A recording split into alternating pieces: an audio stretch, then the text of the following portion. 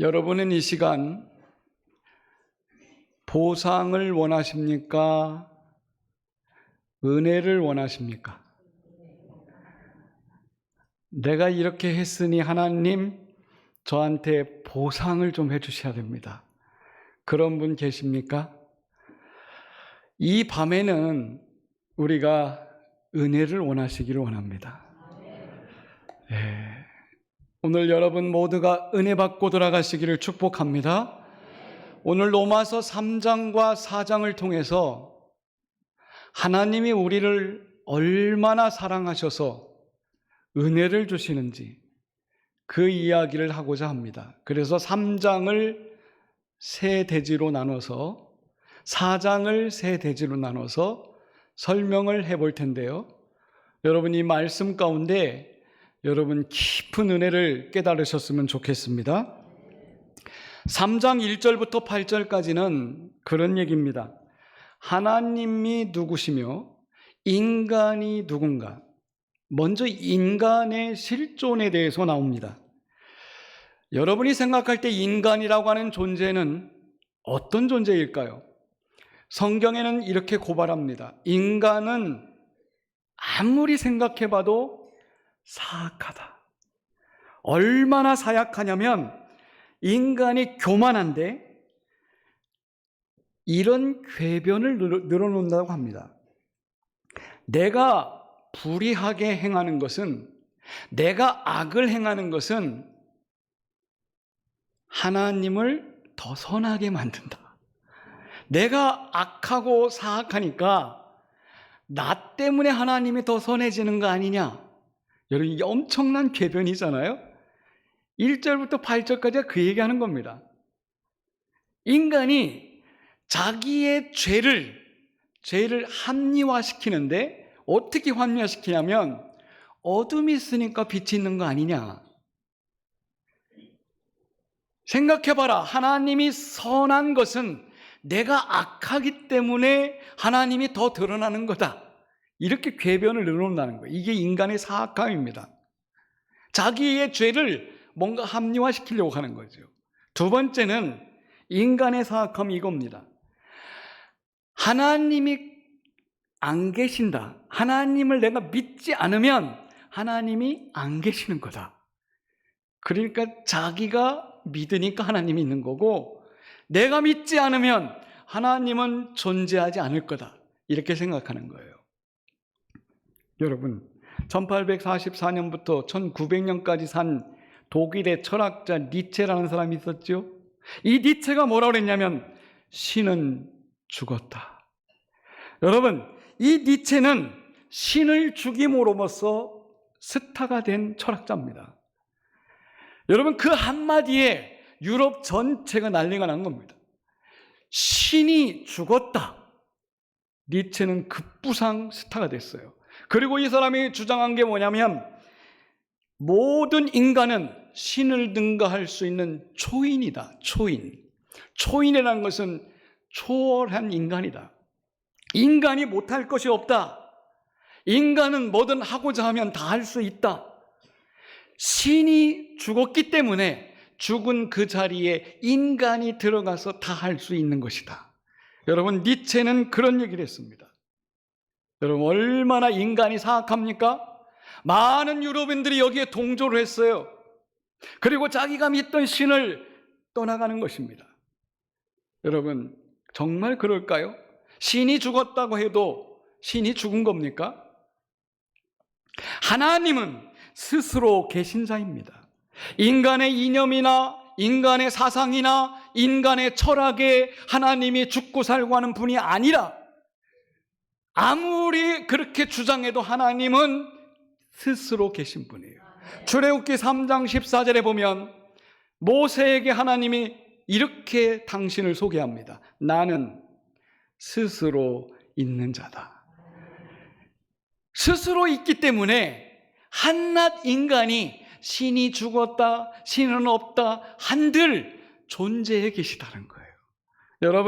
여러분들이 어떻게 믿느냐에 따라서 하나님이 움직여지는 분이 아닙니다. 하나님은 그 자체로 하나님이신 거예요. 우리가 더 많이 하면 하나님이 더 커지고 그런 분이 아닙니다. 존재 자체로 하나님은 스스로 계신 분이에요. 그래서 인간이 사악하게도 신은 없다, 신은 죽었다. 여러분, 그런 인간들 다 죽었습니다. 그러나 신은 여전히 우리 가운데 계신 줄로 믿으시기 바랍니다. 이것이 3장 1절부터 8절까지의 말이에요. 그러면 여러분, 하나님이 인간을 어떻게 만들어 놨을까요? 인간은 스스로 사악한데, 원래 인간은 하나님이 창조하실 때요, 하나님을 알도록 만들어 놓으셨습니다. 여러분, 믿으시면 아멘 하세요? 모든 인간은 교회를 다니건 안 다니건 하나님을 알게 되어 있습니다. 만물을 보면서 하나님을 발견하고요, 사건과 사고를 통해서 하나님의 존재를 그들은 알게 됩니다. 엄청난 쓰나미, 지진, 자연재해를 보면서 인간은 신이 정말 계신가라는 생각을 하게 됩니다. 하나님은 그런 장치를 해놨다는 거예요. 스위스의 심리학자 장 삐아제라는 사람이 있어요. 여기 어린이 교육하는 분들은 삐아제를 잘 알 텐데요. 이 삐아제가 인간 발달 이론을 정립하면서 그런 얘기를 했습니다.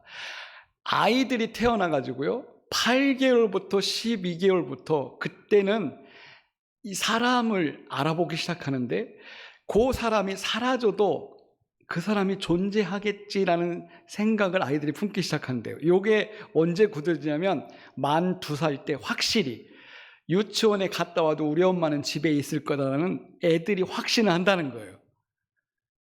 눈에 보이지 않아도 자기가 기억하는 대상이 어디에 있을 거라고 아이들은 안다는 거예요. 이게 삐아제가 말한 대상 불변성, 또는 다른 말로 대상 영속성이라고 합니다. 그러니까 내가 어떤 대상을 알게 되면 그 대상이 눈앞에서 사라져도 그 대상이 존재할 거라는 것을 언제부터 한다고요? 만 2살 때부터 알게 하나님이 인간을 그렇게 만들어 놨다는 거예요. 꼬맹이 아이들도 엄마가 눈에 안 보여도 엄마가 부엌에서 뭐 하겠지, 시장 갔겠지, 어디 갔겠지, 애들도 그걸 안다는데, 그런데 인간이 그걸 모를까요? 성인인 인간들도 하나님이 존재한다는 걸 다 알도록 하나님이 만들어 놓으셨어요. 그런데 인간이 사악한 건 뭐냐면 보이지 않으니까, 자기 눈앞에 확실하게 드러나지 않으니까 하나님 없다라고 사악한 말을 한다는 겁니다. 여러분, 하나님 보실 때에 이런 인간의 모습이 얼마나 죄악스러울까요? 이것이 인간의 죄입니다. 알면서도 선을 행하지 않고 하나님을 알면서도 믿지 않는 것, 이게 죄예요. 악입니다. 여러분, 그런 인간을 오늘 3장 9절부터 20절에는 이렇게 말했습니다. 3장 10절을 보십시오. 의인은 없나니 하나도 없다. 11절 계속 있습니다. 깨닫는 자도 하나님을 찾는 자도 없다. 12절 다 치우쳐 무익하고 선을 행하는 자가 없다. 17절 넘어가 봅시다. 평강의 길을 알지 못하였고, 18절 그들의 눈앞에 하나님을 두려워함이 없다. 여러분, 인간이 자의적으로 하나님 없다, 하나님 안 믿는다, 하나님 갈망하지 않는다, 이게 인간의 죄라는 거죠. 인간의 실존은 로마서에서 이걸 고발하는 겁니다. 여러분, 오늘날 인간들도 그래요. 여러분 빼고 하나님을 부인하는 모든 인간들이 그래요. 하나님을 알만한 것들을 다 주셨는데도 불구하고 스스로 하나님 안 보이니, 우리는 과학적으로 증명할 수 없으니 못 믿겠다고 인간은 자칭 죄인이라고 말하는 것입니다. 여러분, 그런데 놀랍습니다. 그 다음부터가 놀라워요.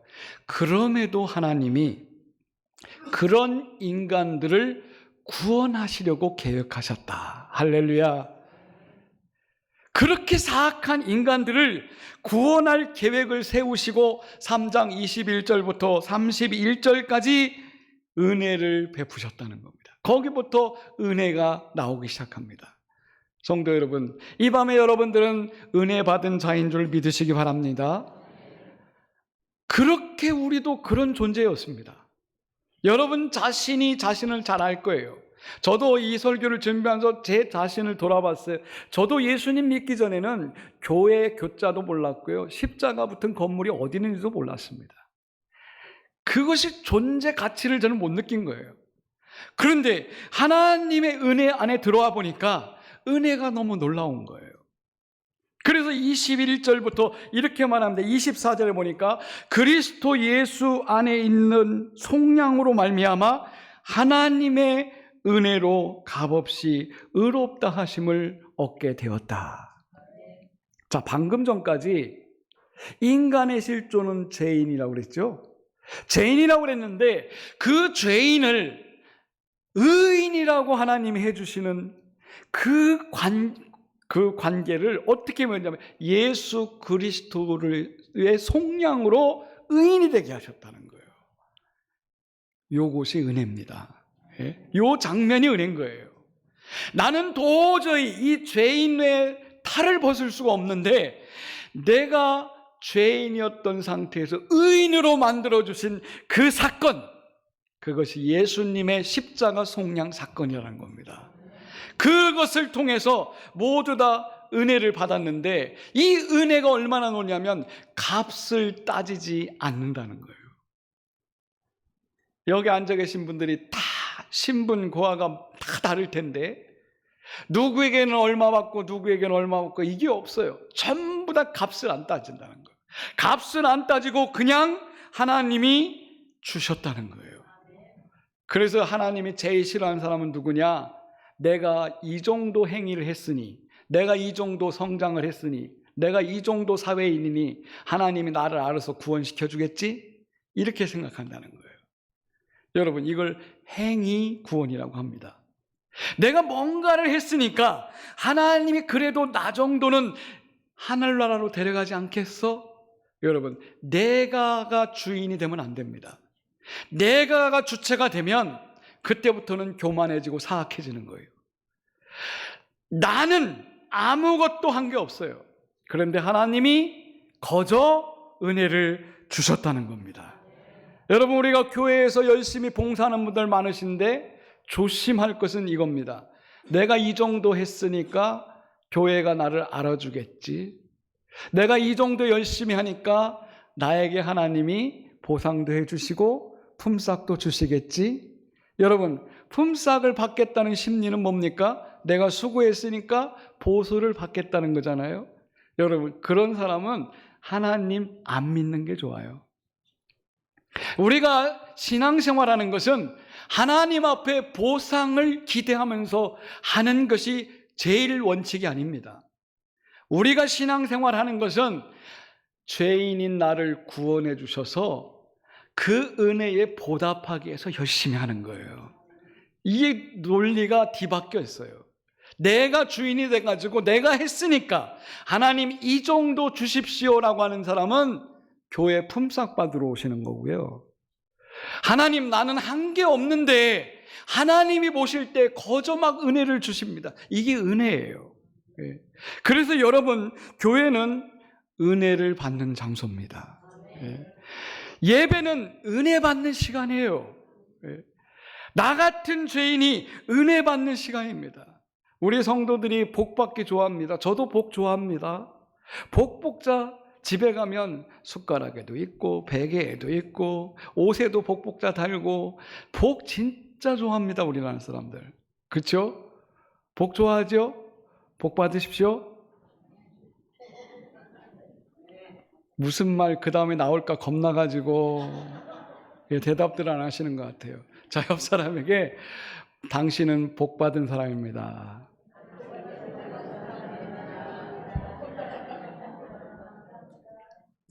여러분, 4장을 지금 하고 있습니다. 4장 1절부터 8절까지인데요. 자, 4장 4절을 한번 보세요. 4장 4절.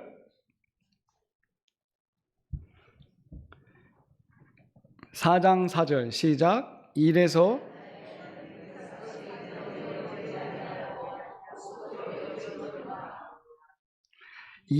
얻는 것은 싹시고, 예? 일에서 얻는 것은 싹시고 하나님이 거저 주는 것은 은혜예요. 예.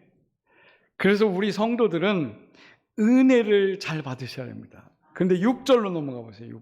6절에 보니까 일한 것이 없이 하나님께 의로 여기심을 받은 사람의 복에 대하여 다윗이 말했다는 거예요. 그러니까 나는 일해서 받는 거는 싹시지만 내가 일한 것도 없는데 하나님이 그냥 주시는 거, 이게 은혜라는 거예요. 자, 7절 보세요.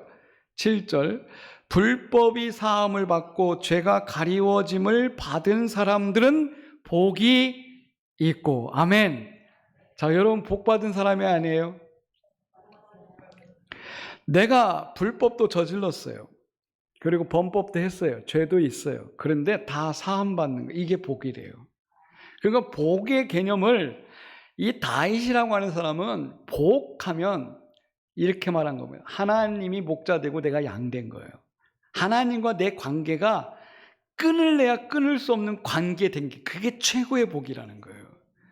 우리는 복하면 먼저 뭐 생각하는지 아세요? 요거 생각해요. 예. 잘 살고 부유한 거 생각해요. 그런데 성경의 복은 하나님과 내 관계가 돈독해지는 거예요. 그거든요. 내가 죄인이었는데 하나님은 거룩해요. 그런데 하나님이 내 죄를 사해 주셨어요. 그래서 나를 성도라고 불러요. 거룩한 사람이 됐대요. 하나님도 거룩하고 나도 거룩하니 끊을래야 끊을 수 없는 관계가 된 거예요. 요것을 복이라고 한 겁니다. 그러니까 여러분들은 이미 복받은 사람이에요. 시편 1편에도 보면 복 있는 사람이 누굽니까? 주야로 말씀을 묵상하는 사람이에요. 하나님의 말씀이 나와 함께 있는 거예요. 그게 진정한 복입니다. 그런데 우리는 세상적인 논리로 복 받으려고 그래요. 그러니까 힘든 겁니다. 신앙생활하면서 왜 성도들이 힘들게 하는지 아십니까? 세상적인 복을 자꾸 생각하니까 그래요. 그래서 기도할 때도 물질의 복, 건강의 복 막 이렇게 기도해요. 제가 단언컨대 그건 복 아니에요. 그럼 물질 안 받은 사람 복 못 받은 거예요? 건강 잃은 사람 복 못 받은 거예요? 아니잖아요. 그건 은사예요. 물질을 하나님 맡겨주신 거예요. 건강을 여러분들에게 맡겨주신 거예요. 그러니까 여러분 복의 개념을 정리를 하셔야 돼요. 복은 하나님과 내가 지금 함께하고 있는 것이다. 내가 용서받아서 거룩한 사람이 되어서 하나님과 동행하고 있다. 이 자체가 복이다. 여러분 매일 복을 위해서 기도하시기 바랍니다. 복받은 사람으로 살아가시기를 바랍니다. 자, 그러면 이 복받은 사람의 표준이 누구냐? 아브라함이라는 겁니다. 아브라함. 그래서 4장 9절부터 17절까지는 아브라함을 하나님이 복되게 하시며 의롭다 하셨는데, 아브라함이 언제 그렇게 됐느냐? 할례 받기 전에, 율법을 받기 전에 아브라함이 이미 복 있는 사람으로 의롭다 하셨다는 거예요. 이게 놀라운 겁니다. 왜 그랬을까요? 할례 받지 않아도, 율법을 지키지 않아도 아브라함처럼 누구나 복 있는 의인이 된다는 거예요. 그거를 하나님이 몇 천 년 전부터 알려주셨다는 거예요, 인간들에게. 오늘 여러분들은 할례 안 받았습니다. 율법 안 지킵니다. 그럼에도 불구하고 하나님이 여러분들을 복 있는 사람으로 의인되게 하셨다는 거 믿으십시오. 그것이 하나님이 주시는 은혜라고 하는 것입니다. 그러면 왜 하필이면 그 수많은 사람 중에 아브라함을 선택했을까? 여러분 궁금하지 않으세요? 아브라함을 선택한 이유는 아브라함 집안도 우상을 파는 집안이었기 때문에, 여러분 믿음으로 따져보면 그 집안은 구원받을 집안이 아니에요. 그런데 그 집안에서 아브라함을 하나님이 부르셨어요. 왜 불렀냐면 성경은 이렇게 말합니다. 아브라함을 하나님이 부르신 이유는 그 사람 속에 있는 믿음을 보고 불렀대요. 아브라함이 어떤 믿음이 있었을까요? 하나님은 죽은 자도 살리시는 분이시고 없는 것을 있게 하시는 분인 것을 믿었다는 겁니다. 여러분 놀랍지 않아요? 하나님은 죽은 자도 살리시고, 이 말은 아브라함이 체험했어요. 사라가 이미 여자의 구실이 끝났습니다. 단산했어요. 그런데 태를 여셔서 하나님이 죽은 사라의 태를 여셔서 생명을 잉태케 하셨어요. 아브라함은 체험을 한 겁니다. 그러니까 죽은 자도 살리시는 분이시고, 그러니까 이삭도 자신 있게 드리는 거예요. 죽은 애도 살릴 거다. 그 믿음으로 드린 거예요. 그리고 없는 중에 있게 하셨습니다. 자식이 전혀 자기는 꿈도 못 꿨는데 하나님이 있게 하셨잖아요. 그걸 믿은 거예요. 그래서 하나님은 아브라함의 그 믿음을 보시고 그를 통하여 오늘 우리들의 믿음의 조상을 삼으신 것입니다. 이제 마지막 끝으로 18절부터 25절까지, 자 18절 보세요. 시작. 아브라함은 바랄 수 없는 중에 바라고 믿었다. 아멘. 후손을 주게 했다 할 때, 이미 후손을 주게 할 때 자기 밑에 자식이 없었어요. 자식이 없는데 하나님이 후손을 주겠다는 거야. 여러분 같으면 바라겠어요? 내게 지금 없는데 하나님이 주겠다고 약속하는 거예요. 바랄 수 없는데 바라고 믿었대요. 그게 아브라함의 첫 번째 믿음이고요. 두 번째 20절 보세요. 20절 보면 아브라함의 믿음은 의심 없이 믿은 겁니다. 아멘. 여러분들이 하나님을 믿으시려면 절대 의심하지 않기를 바랍니다. 의심하지 않고 믿는 믿음이 있으면 여러분은 아브라함의 믿음의 3분의 1은 차지하는 거예요. 의심 없이 믿어야 된다. 하나님의 말씀이 이렇다 하면 아멘, 그러하지 말라 하면 아멘, 의심 없이 따라가야 돼요. 아이고, 그거 제 생각에는 그런 거 아닌 것 같은데요. 아무리 목사가 설교해도 돌아서면 자기 식대로 사는 사람들도 있어요. 그건 다 의심하는 겁니다. 말씀이 안 될 거라고 생각하는 거예요. 아브라함은 의심하지 않았다는 거 뭡니까? 다 될 거라는 믿음을 가졌다는 거 아닙니까? 성도 여러분, 여러분 마음속에 다 될 거라는 믿음을 가지십시오. 그러면 의심하지 않고 따라갈 겁니다. 세 번째는 21절에 보니까 약속한 것을 능히 이루실 줄을 확신했다. 아멘. 하나님이 약속한 것은 이루어질 거라는 확신을 가졌다는 겁니다. 여러분, 성경 66권이 우리 손에 쥐어졌습니다. 이 성경이 2000년 전, 3000년 전에 기록할지라도 이 성경이 하나님의 말씀으로 됐다고 믿으면 말씀대로 이루어질 걸 여러분 믿으십니까? 아브라함은 하나님이 말씀한 대로 될 거라고 믿고 갔다는 거예요. 이것이 아브라함의 세 가지 믿음입니다.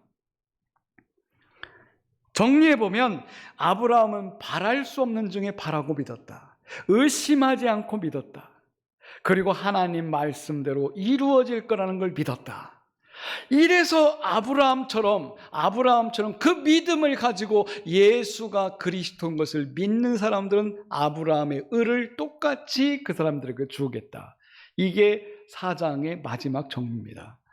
따라서 여러분, 오늘 이 말씀을 들으면서 우리의 원래 실존은 죄악 중에 있는 사악한 존재였습니다. 그런데 하나님이 값없이 우리를 의인으로 삼으셨어요. 이것이 은혜입니다. 이 은혜 받은 사람들이 날마다 하나님과 동행하는 것, 이게 복이라고 그랬습니다. 아브라함은 그렇게 살았다는 겁니다. 우리도 그렇게 의인으로 살아가시기를 축복합니다. 기도하겠습니다. 하나님, 감사합니다. 우리처럼 연약하고 부족하고 죄인인 사람이 어디 있겠습니까? 그런데 하나님이 그리스도 예수를 통하여 십자가 보혈로 우리를 구속하시고 의인되게 하시고 하나님과 동행하는 복 있는 자로 살게 하시니 감사합니다. 아브라함의 의가 우리에게도 동일하게 주어진다 하였습니다. 우리는 예수 그리스도가 우리를 위하여 구원해 주신 구세주인 줄 믿습니다. 그 믿음이 아브라함 믿음이라고 성경은 얘기합니다.